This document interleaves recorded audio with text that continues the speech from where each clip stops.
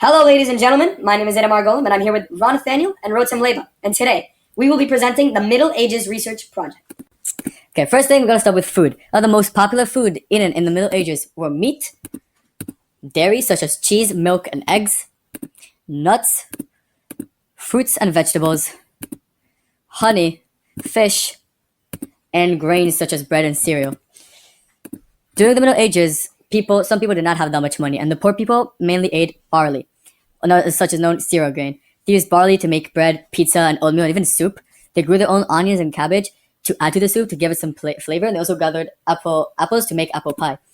Even salt was too expensive for the poor people, so they could not even afford that. While the rich people also ate bread, but then ate bread that was made out of wheat, which was more expensive.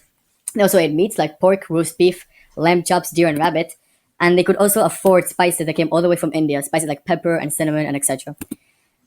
People started to drink ale. Ale was a type of beer that was very, very popular at the time, and even the rich people could afford wine, especially red wine that they used to drink. Most people did not even eat breakfast. Breakfast was not that popular at the time. And in North Europe, a lot of people started to eat rye bread. Rye bread was darker bread, but it was also very cheaper. And because people in the North were even more poor than people in the Central and South Europe, they had to eat rye bread because that was the only thing they could afford. During the 1200s, sugar was spread to Europe. Sugar was created by Indian scientists, and they made the crystals that spread later into Europe. As well as scientists in China actually created lemons and carrots. That was also spread to Europe in the 1200s. In the Middle Ages, there were loads of inventions, such as eyeglasses, hourglasses, heavy plows, and tidal mills. So eyeglasses. In 1268, a man named Robert Beacon said to have created glasses for those with eyesight issues. But there are many theories that state that the eyeglasses were invented in the East long before Beacon created the helpful contraption. Glasses are something that help millions of people in our world today see.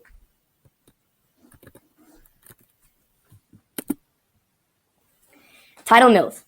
Tidal mills were created in the 7th century, and the purpose of tidal mills was to use water in order to push water wheels. Tidal mills worked by opening up when there was a high tide and closing when it began to calm down. After the doors closed, the water was stored inside a small reservoir where it was used later for turning the water wheels. Next, we have heavy plows, and heavy plows were a lot more efficient compared to its predecessor, the moldboard, which was fragile, heavy, and hard to lift. Heavy plows helped to produce more food, which ultimately helped increase the population during the 600s. And finally, we have the hourglass, a mechanical device used to measure the passage of time. The hourglass was invented in the 9th century, and today hourglasses aren't used as much, but they can still be found worldwide. So now we're going to move on to entertainment. And entertainment is very important during medieval times. Examples of entertainment include jousting, mystery plays, sports, and feasts. So, let's begin with jousting. Jousting is a contest between two knights that sit on a horse. The two knights fight while on horseback until one falls off or is hit off. Jousting was originally a military training procedure, but it very quickly turned into a form of entertainment. Even members of the nobility began to join in the sport of jousting, and by the 14th century, lots of figures of authority or members of the nobility would participate in jousting, such as King Henry, who was severely injured during a jousting match and would have to quit jousting, and these injuries would end up affecting him throughout the rest of his life. Next, we're moving on to mystery plays. Mystery plays can be dated back as far as the 5th century, but they really took off around the 13th century. Mystery plays would often represent biblical subjects such as creation of the earth, Adam and Eve, the Last Judgment, and many other biblical events and topics. Many times, certain guilds or groups of people would put on shows in places that were removed from the church, thus making the shows less religious, and overall making it feel a lot less connected to the Bible and church. Now we have sports. Some examples of sports includes archery, which is shooting arrows at targets, or game ball, a game much like modern football, but it was a lot more unorganized. And in this game, we would have large mobs of people trying to drag a pig bladder to opposite sides of towns in order to score. Then we had hammer throwing, a game where people were to throw a hammer as far as they could. And we had wrestling, which is men basically fighting on the floor and wrestling around and asserting their dominance. And finally, we had horsue throwing, where they would throw horseshoes at a target in order to get the horseshoe around the target. A huge part of medieval entertainment was feasts. And feasts were usually very, very, very large gatherings at which there were tons of food.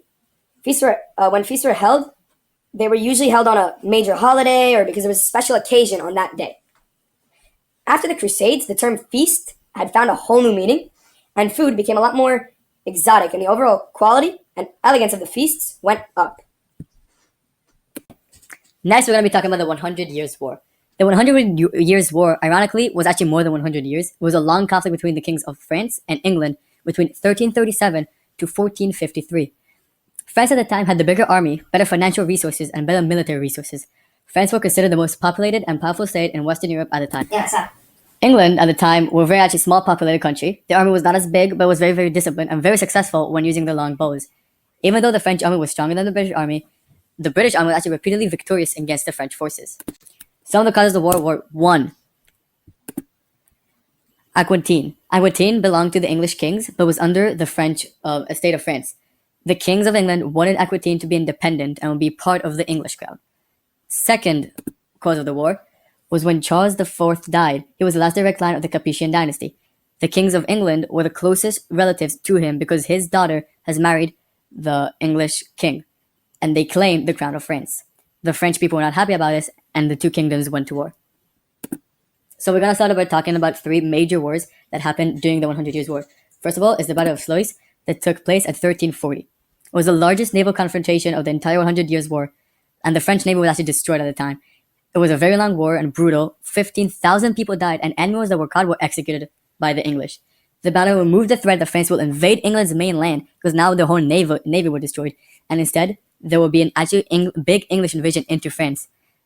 England were able to destroy most of France's naval ships, and only 24 of France's ships were able to escape the war. The second war is the Battle of Celli, one of the greatest English victories during the war.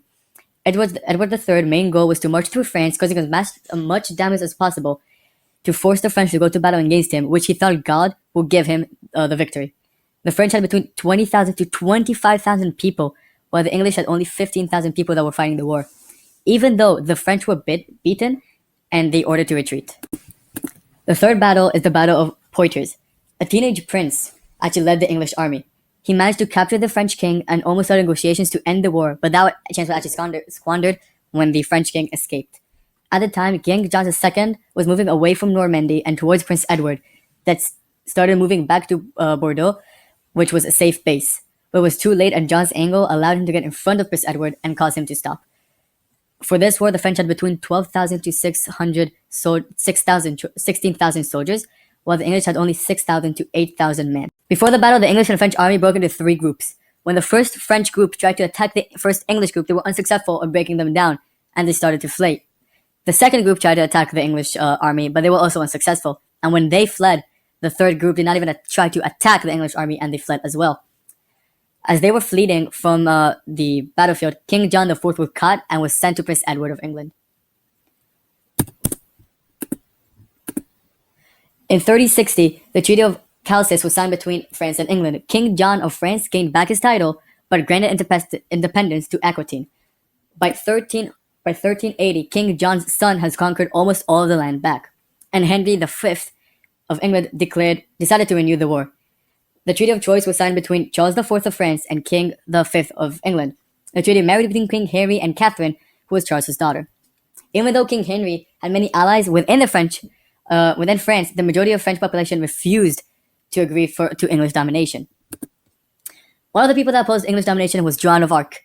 She was a peasant, and at 13 years of age, Joan believed that God gave her the mission to save France and bring Charles back to power. With no military experience, Charles allowed her to lead the French army to the city of Orleans, where there she defeated the English and the French allies.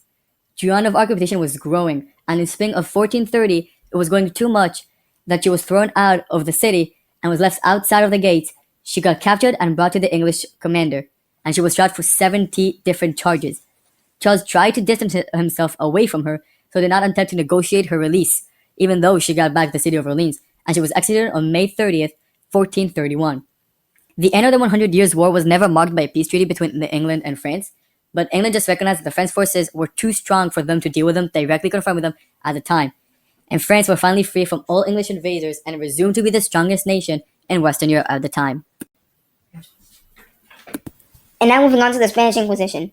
In 1391, Spain wanted everyone to convert to be Christian. Jews could either convert and be called conversos, or practice Judaism in secret and be called marranos. Marranos was a Spanish term for pig, and it really wasn't a nice word at all. The Jews would call themselves anusim, meaning forced to convert. At the time, the Archdeacon of Esilla, Ferran Martinez, led a campaign to attack Jews in Spain. The Jewish court in Barcelona was destroyed. Riots were everywhere. Many Jews died and if not fled. King John protected the laws, helping them stop hiding, return to their homes. Everyone was declared innocent except for 5 rioters. In 1481, 12 Jews were caught practicing Judaism and were burned alive. In 1490, 8 Jews were found guilty of killing a child for religious purposes. This showed that Jews are a threat to Christians, and people wanted the Jews gone. Keep in mind that the Jews were already expelled from Switzerland in 1490. In 1492, Jews were expelled from Spain. King Ferdinand ordered the Jewish court in Barcelona to be wiped out. Don Jews, even offered them Itamar lots of money. Golomb was They head of the declined. treasury in Spain at the time.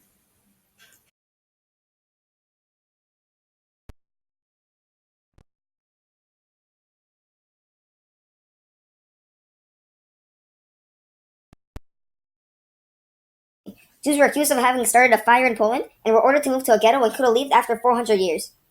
This was the first Jewish ghetto in Poland. In 1495, Jews were expelled from Lithuania. In 1497, Jews were expelled from Austria.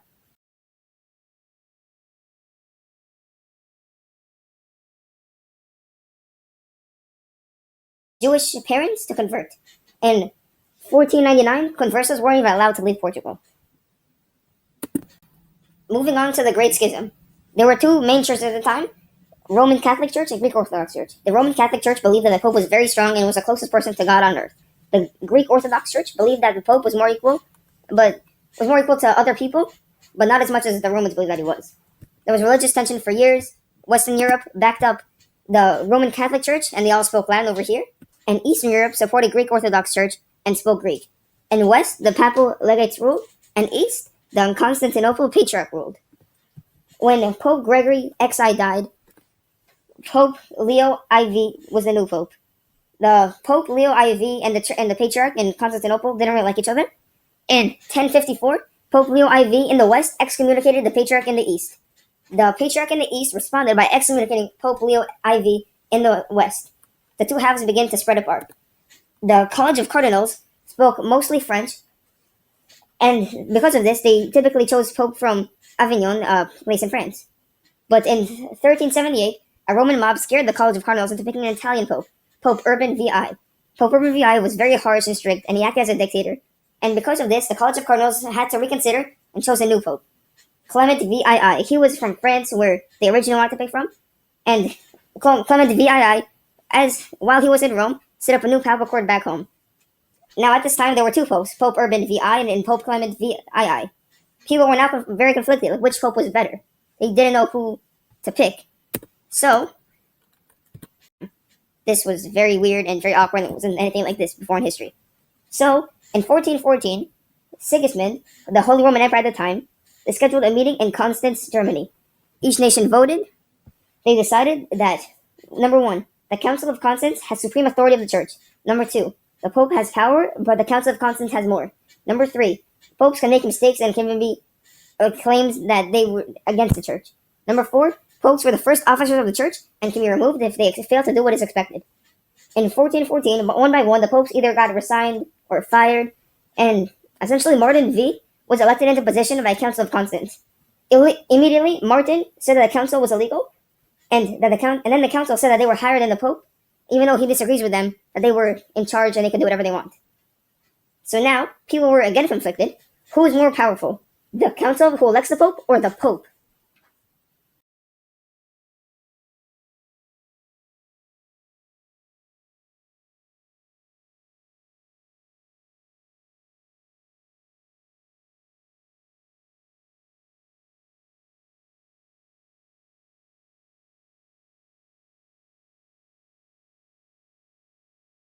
Would start to meet every 7 years.